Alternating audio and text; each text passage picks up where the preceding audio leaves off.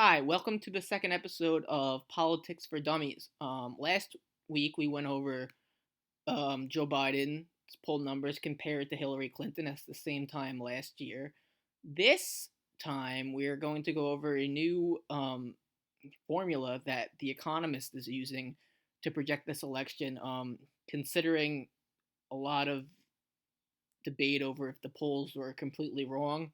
In 2016, The Economist is using a lot of math that I don't understand, a lot of logarithms and codes and everything that I really can't fully explain. If you do want to check it out, you could go to their website. It will tell you exactly how it all works, and it's a very long explanation that I can't explain, but you might understand it if you're smarter than me. Again, you could go to The Economist and scroll around and look for the presidential election simulations, and that will tell you what you need to know. But for our purposes, I'll break it down. Again, we'll fill out the map state by state on 270thewin.com. As you could see right now on the screen, you could see they're giving Joe Biden a 90% chance of winning the electoral college. Um, they're saying he's going to get anywhere from 244 electoral votes to 412 electoral votes. And again, that gives obviously Trump a 10% chance. And they're saying um, the most electoral votes they could see him getting at this time is 294, so just over 270. They're thinking if Trump is going to win, it's going to not be by much. Again, this is just showing you right now. They predict Biden to come at 342. We'll fill out the map and show you how he gets there, and what states are close or not so close. And that's a 90% chance of winning, as we just said. This electoral college simulation, they simulated 20,000 times.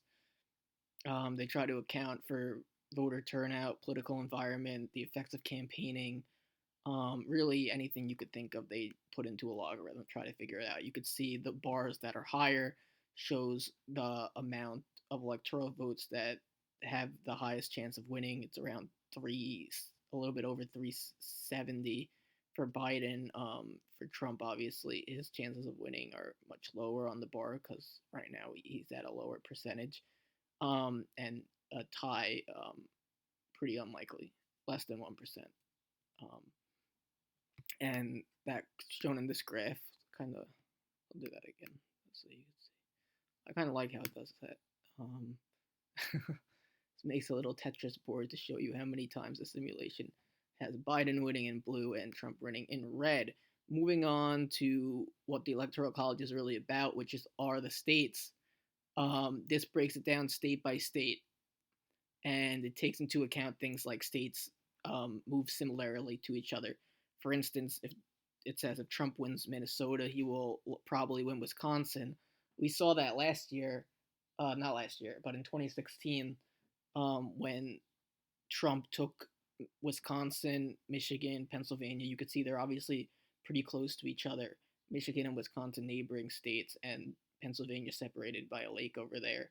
But similar demographics, so it shows you kind of why when Trump won one of those states, he ended up winning all of them. And it also goes to show you why in the West, Hillary won Nevada, Arizona, Colorado, and New Mexico, all states that she was projected to win, but she didn't win the state she was projected to win in the Midwest because of different demographics. So it kind of shows you those states are kind of staying similar, and you could see on the map that the colors are kind of close to each other, depending on the state, with some differentials in there. But anyway, moving on to the electoral college. Um, we'll go based on this model this time.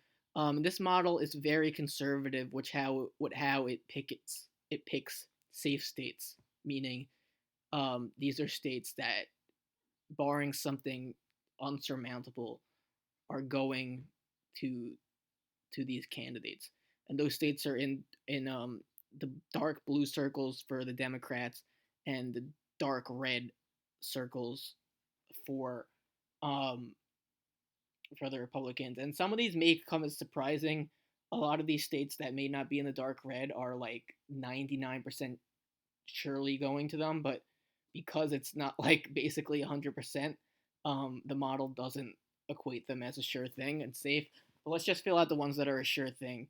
Um, Starting with the incumbent. So we got West Virginia, Kentucky, Tennessee, and Alabama. So let's make this map blank. So yeah, we got West Virginia, Kentucky, Tennessee, Alabama. What else do we got?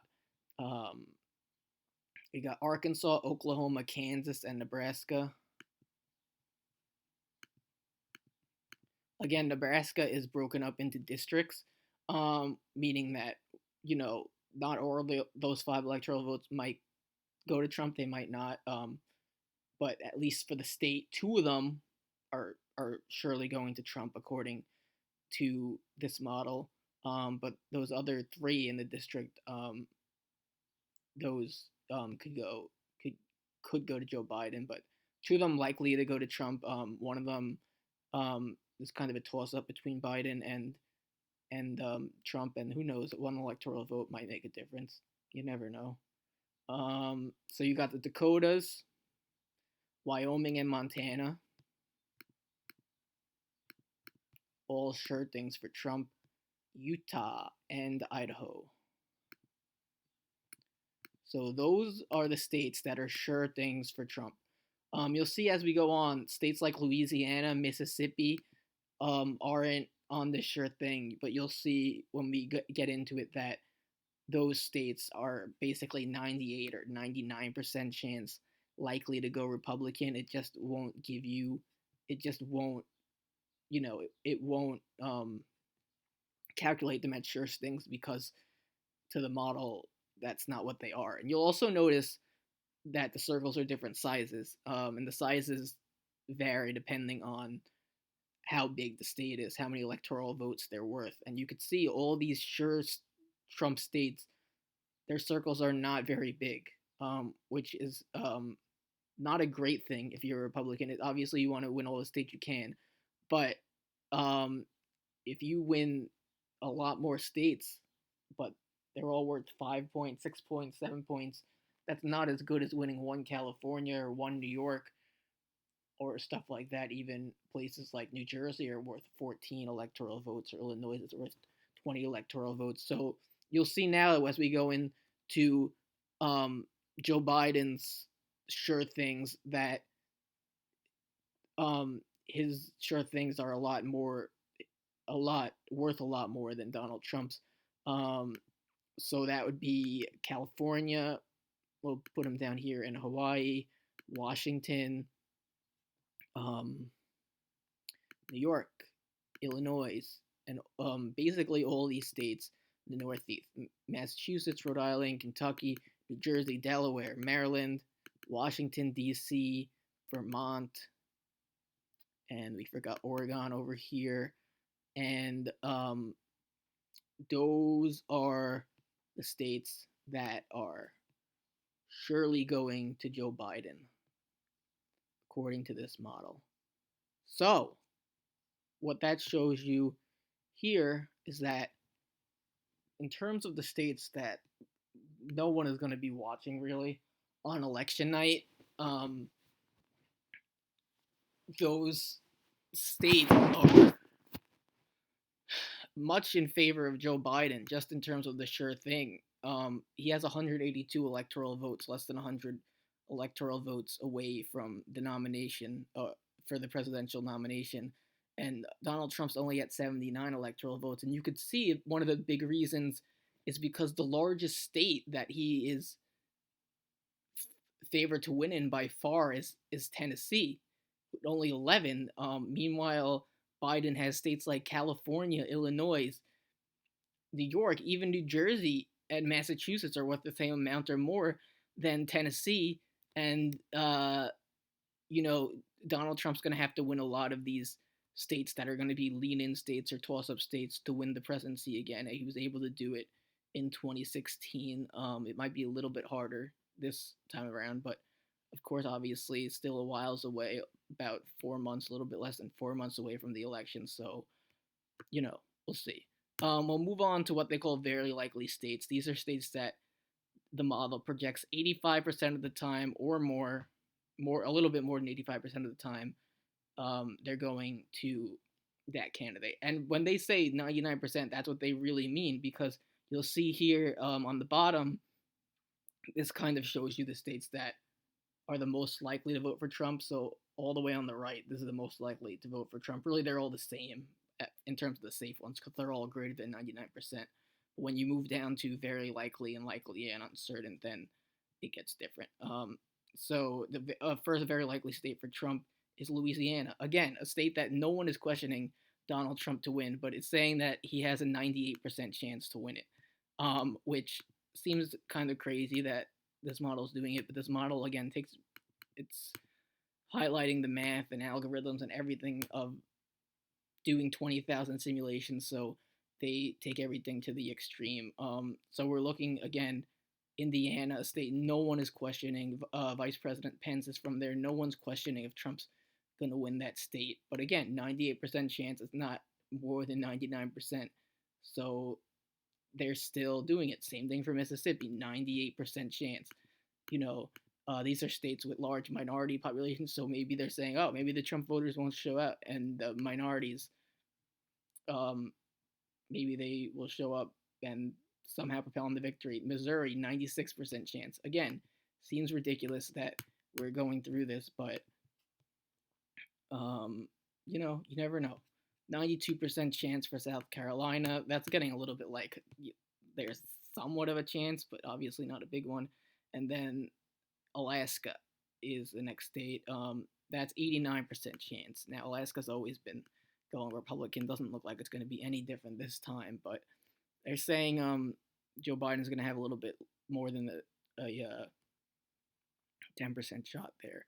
So you get those very likely states, and still, brings him closer, but still not where Biden is, even before we get to the Biden likely states. And there are a few of them that are very, very likely, like New Mexico. Again, that one's at 99%. But because it's not maybe like 99.2 would have put it in the safe category. But basically, when they do the simulations, they might have done 20,000 simulations, and one time or two times New Mexico went to Trump. So it's not a sure thing, but it's a very likely thing, obviously, at 99%, as is Colorado, 99%. These were states that were a little bit more wide open last time, especially Colorado. People weren't sure who was going to win. Now it's pretty firmly in the Democratic side. No one's really questioning whether Joe Biden's going to win Colorado. And Virginia at 97% chance. Virginia, again, is a state that some people worried about for the Democrats. In 2016, Hillary pulled it off by about 5 percentage points or so. But these are states that are definitely, you could see, are leaning in the Democratic category. And Maine, again, this one is broken up into districts, but for the sake of this conversation, it's saying it's very likely for the state. Again, the state is worth 2 electoral votes, and then there are 2 districts that are broken up depending on how they go. They could both go Democrat, one could go Democrat, one could go Republican. They could both go Republican. There's a decent chance they might be split, or they might both go Democrat. So that is Maine, another very likely state. Minnesota, a state that is close to those other states that Biden was able to pull. That Trump was able to pull off last time. But this time they're saying 94% chance that Joe Biden will win Minnesota. So it doesn't look to be as close as it was last time. Nevada is at 88%, so now it's getting, a little bit, still not obviously likely for Trump to pull off Nevada, but at least you could see it happening. Same thing with Michigan. Michigan has been a state that has been on the radar for a lot of people who support Vice President Biden, because it's a state that Hillary lost, and it's one of the states that Biden needs to flip. And the polling numbers in Michigan, for people who've checking up on them, that's one state that, a lot of the states are leaning towards Biden, but Michigan is one that is strongly leaning towards Biden. That's why it's getting that very likely range in this model, and that is the last state that gets that very likely range. But we'll see a couple of the other states are close. Um, so moving on to likely states, these are states 65% to 85% of the times these states will go to either candidate on those trials. So as you can see, Texas is the big one. Texas has been back and forth. It's been hovering back and forth between Biden has been leading by 1 or 2 points in some polls. Trump has been leading by a few points in some polls. This module has Trump likely to win Texas. And in case you're wondering the exact number, they're saying 76% of the time. So just over 3/4 of the time, they're saying Donald Trump will win Texas, and that's a good number to be at. And obviously, you're going to need Texas, especially as a Republican. The Democrats don't need Texas at all. If they win Texas, then there's not much else they would need to win the presidency. Um, but obviously, this is a lot closer than it has been in years past.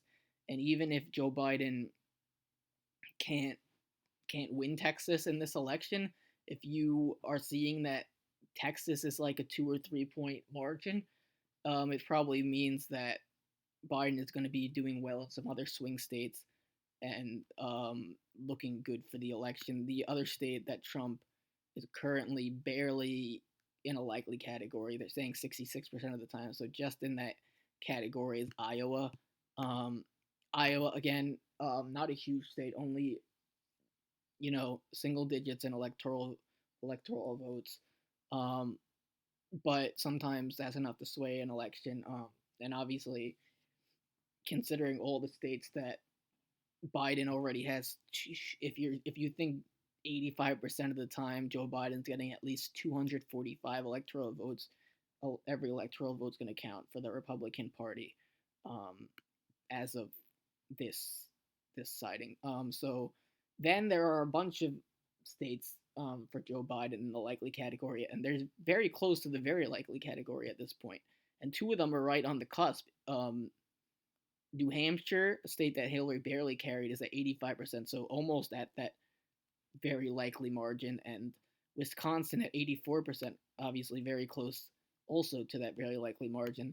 Um, the state, New Hampshire, that Biden should carry, considering Hillary carried it, and Biden's approval rating has been more consistent than Hillary's. So if he doesn't do a huge gap by the election day, you would think that he would do it. And Wisconsin is a state that people were worried about coming into this election. It's been a state that polling has kind of seen it leaning a little bit more Republican, even though it was considered heavily Democrat before 2016.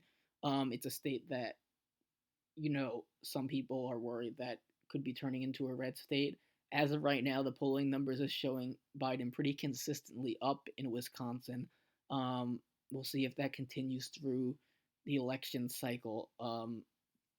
As of right now, it is. Obviously, Hillary was favored by about 5 points in there in 2016. Biden is leading by about 8 points now. So you figure with the margin of victory that Trump had, if he continues that lead, he would have a good chance at winning Wisconsin. And then this one would take him over the edge. His kind of home state of Pennsylvania also at 84%. So again, very close to very likely. And that very likely threshold means that 85% of the time he is projected to win these states. Again, these states, all these three states are very close to that number: New Hampshire, Wisconsin, Pennsylvania. At 85%, 84%, 84%, 85%. So that would do it, really. That's all Joe Biden has to do is take three states that Hillary did not carry in the Midwest: Michigan, Wisconsin, Pennsylvania, and then carry everything that Hillary did. And then, you know, then he would win the election. They also predict Florida a lot less than these other states, but 77% of the chance they're saying Joe Biden wins Florida. And obviously, if the Democrats win Florida, I said this last video, but if the Democrats win Florida, it's almost a wrap. I mean, if you take Florida, California, New York, and Illinois, I mean, New York, Illinois, and California are basically sure things, but if you take those four states. It brings you over 100 electoral votes right there, and you have that northeast chunk that brings you, and the northeast chunk and the west brings you close to another 30 points. I mean, you could split the Midwest and probably still win. But well, there's four other states that they consider toss-ups, meaning that those states are at 65% or less, so they're uncertain. Um, and you'll see we're gonna put these as tilts for either Joe Biden or Donald Trump. So let's start. Let's go in alphabetical order and start with North Carolina, which is a state that isn't at 65%, but they do believe that Joe Biden, as of right now, does have the lead in it. You could see it kind of tipsy turvied a little bit when the pandemic started. Before the pandemic started, Trump was leading. He was leading in a lot of states before the pandemic. You could see he was up about 65, 66%. So it kind of did a 180. Um, and Joe Biden is now at a 62% percentage. And his average is about he's about 2 points ahead. And the model also kind of shows you based on adjusting for partisan bias and sample sizes and all that. It tries to figure out what the numbers might be like during election day. Obviously, either way, it's going to be a close race in North Carolina, barring something strange. They predict a Biden victory by a little bit less than 2 percentage points. So we'll give that one a oops tilt for Joe Biden. So then we have Ohio. Obviously, this is a state that the Republicans always need to win. They seem like it. Usually, if they get it, they win.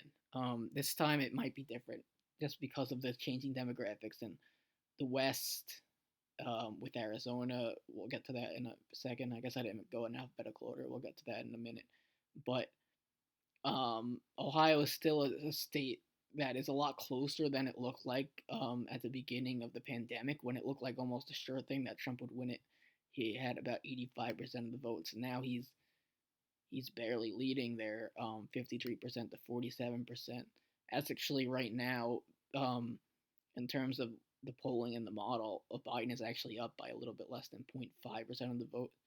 They're projecting, obviously, this to be a very, very, very close race.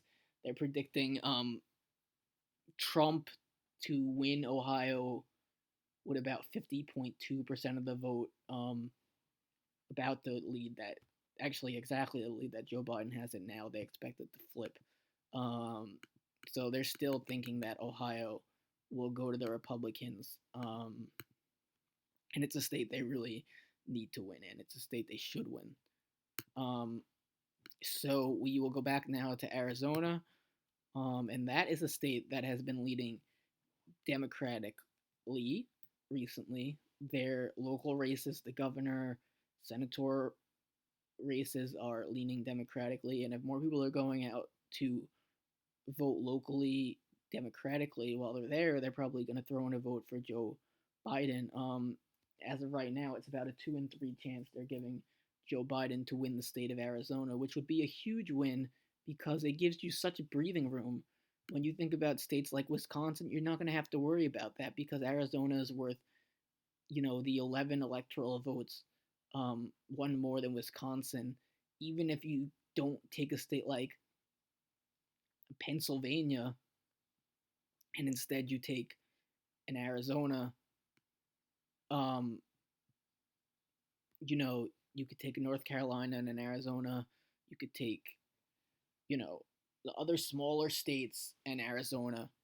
But, that would be a huge roadblock to a Trump presidency because it's taking what used to be a sure thing for the Republicans and taking it away from them if Joe Biden is able to stay ahead in Arizona, as he is right now. And that's, with all the states that the Democrats have so safely put in their electoral college map, that would be pretty big. The last state, Georgia, again, a state people probably wouldn't think would be as competitive as it is actually maybe the most competitive state according to this model, and of course according to recent polls. It's really like 50-50 at this point, like a clear toss up. You could see that really before the pandemic. This again, even um, more so than in Ohio. This was a sure thing. 90% of the time, Trump was winning in this model in Georgia. They also had the Black Lives Matter protest in Atlanta. Obviously, there was the incident in Atlanta, which I think is making a huge difference as into people's opinions in the state of Georgia. And now it's basically 50-50. I mean, Biden was ahead by 2 points the other day, then Trump was ahead by 2 points, and today it's 50-50. Right now, they're saying in their model, Biden is up by less than half a percentage point. And they're saying by election day, they don't know, 50-50. Um, considering it's been Republican for a while. I think probably since Jimmy Carter's been president, it's been going Republican. Um, well, I'll give it a tilt, but again, this gives Biden a lot of pathways for victory. Obviously, in this scenario, um, there's giving by going off the model, it would give Biden 334 electoral votes to Donald Trump's 204 electoral votes, which obviously would not be a close race at all. It would be more than the margin that he Donald Trump beat Hillary at, and there's a lot of scenarios you can imagine that Biden could win. Just to show you, if you're thinking Michigan and all those likely states, if you think that the states that he has an 85% chance are better at winning, um, maybe he doesn't win all of them, but maybe he wins some of the states where he's at 84, 85% chance. I'm just deleting the ones that he hasn't just to give you some sort of insight as to all the paths he has if he carries the states that he is largely expected to at this time. But again, Hillary was expected largely to win a lot of the states that she didn't win. But he's at 245 before you account for those electoral votes. And again, he could win Pennsylvania. That's a state that a lot of people think he'll win because he's from there, and he could just win Arizona or Wisconsin, and that would do it. Um, Either one of those states would do it. He could even win the Pennsylvania and New Hampshire. That brings him to 259. I don't know what happened to Minnesota, but that would bring him that 269. And then if he wins one district in Nebraska, that would bring him to 270. A lot of different scenarios. Obviously, there are scenarios where Trump could win, but this just kind of goes to show you that there are more ways that Biden can win this election than Hillary had. Hillary didn't have backup plans in Georgia. She didn't have a backup plan in Texas, a backup plan in Arizona. Those just weren't states that were open to her. Um, um, so, there are a lot of states open to Biden, not as many states open to Trump. There are a lot of states that Trump needs to win. Trump needs to win Florida. He needs to win Ohio. He needs to win Texas. He really needs to win Georgia. Not as many states uh, that Joe Biden needs to win. I would say he needs to win Pennsylvania. He needs to win Michigan. But when you look at the map, as it stands today, again, months away from election day, but as it stands today, um, Joe Biden has to be feeling pretty good about himself. And I know the polls were wrong last year, as we went over last week. Um, Hillary, while she was favored in all the states on election day, she wasn't favored by as many as Joe Biden is, and she didn't have as many paths to victory. A lot of these states that are tilting Republican or leaning Republican were more safe, much stronger safe holds for Donald Trump. in 2016. But yeah, so that's the video. Again, I know this video I'm seeming a little bit more confident, and I don't want to seem too confident in the Democratic Party because I still am very worried that things could change in a few months. But as of right now, with the way that everything is going, Joe Biden should be feeling pretty good about himself. Um, and Donald Trump has some work to do, it looks like. But what do I know? Anyway, if you like this video, please subscribe or comment, like, whatever else you can do on YouTube. Really, any of that good stuff works. Um, I hope you enjoyed it. Let me know if there's anything you want me to go over next week on this video. I just thought I tried this model this week because it's a little bit different than just polling. It goes over, various other stuff. Um, Again, if you want to look up exactly what it goes over, I can't fully explain it, but it does go over more than polling. It uses different logarithms and codes and all that stuff. So I wanted to do that a little bit differently. Again, it's no guarantee that this model is better than just polling or whatever, but it's something different to look at. And yeah, so that will do it for this episode. I just wanted to fix the map, make sure it's looking perfect. So that's this episode, and I will see you next week for another one. Thanks.